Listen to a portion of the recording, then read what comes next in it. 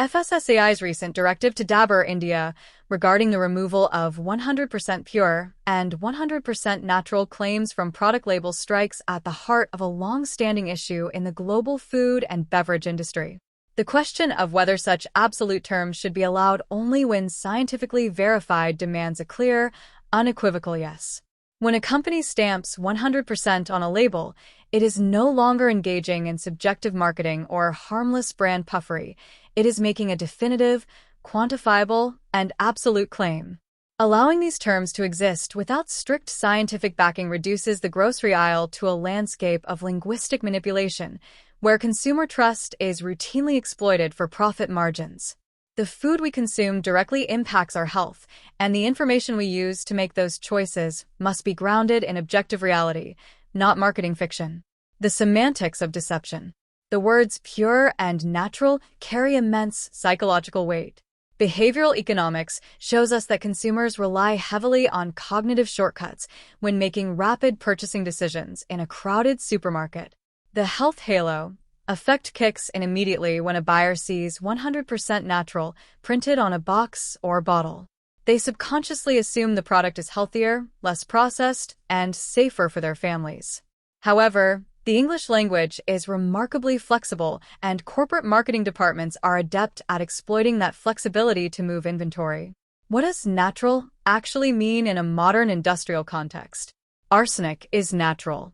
Uranium is natural.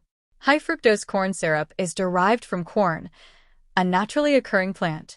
Without a rigid, scientifically defined threshold, natural is a practically meaningless buzzword. Similarly, pure implies an absolute absence of adulteration, processing, or chemical intervention.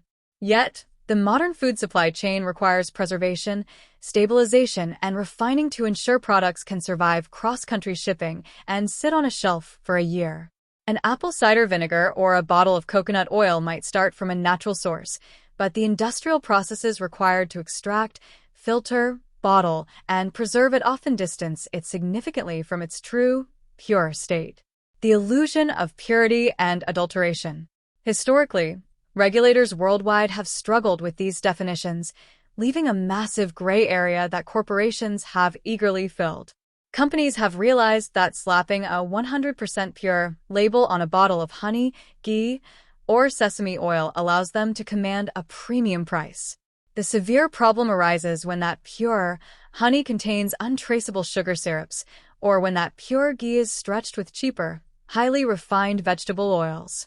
The global honey market is a perfect example of why words without scientific verification are dangerous.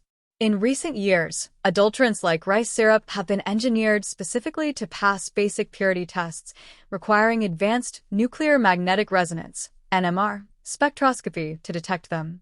If a company wants to leverage the immense marketing power of an absolute claim like 100% pure honey, they must bear the financial and logistical burden of proving it at a molecular level.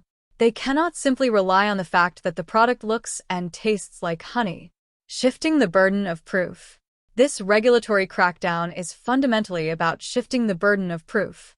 Right now, the global food system largely operates on a trust, but eventually verify if a scandal breaks model. Consumers do not have mass spectrometers or testing laboratories in their kitchens. They cannot test their packaged coconut water for added synthetic sugars or their cooking oil for cheaper filler oils. They rely entirely on the integrity of the label. Therefore, the regulatory body must act as the scientific gatekeeper.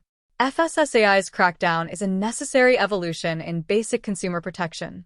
If a brand claims a product is 100% organic, it must provide an unbroken, audited chain of custody from the soil to the shelf, backed by independent residue testing for synthetic pesticides. If a brand claims it is selling 100% pure coconut oil, its batch tests must prove the complete absence of secondary solvents, bleaches, or filler oils. If a company finds this scientific verification process too expensive or too cumbersome to maintain, the solution is remarkably simple. They must change the label.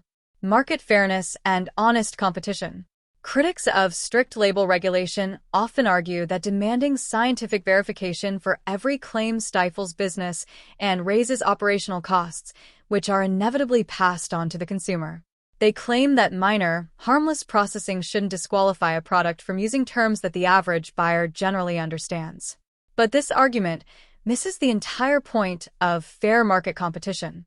When a company uses a 100% pure label loosely, it directly undercuts the honest manufacturers who are actually spending the time, effort, and capital to maintain an unadulterated, premium supply chain.